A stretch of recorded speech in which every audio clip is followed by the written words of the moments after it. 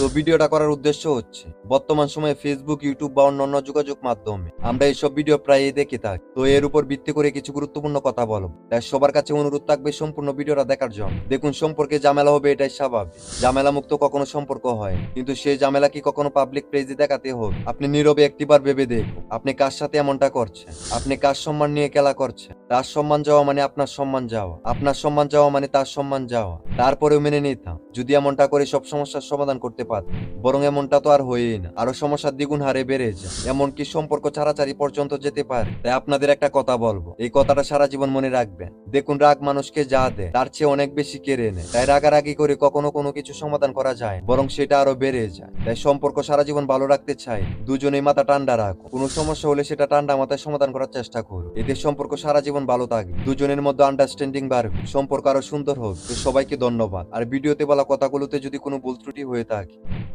সবাই ক্ষমা দৃষ্টিতে দেখবেন।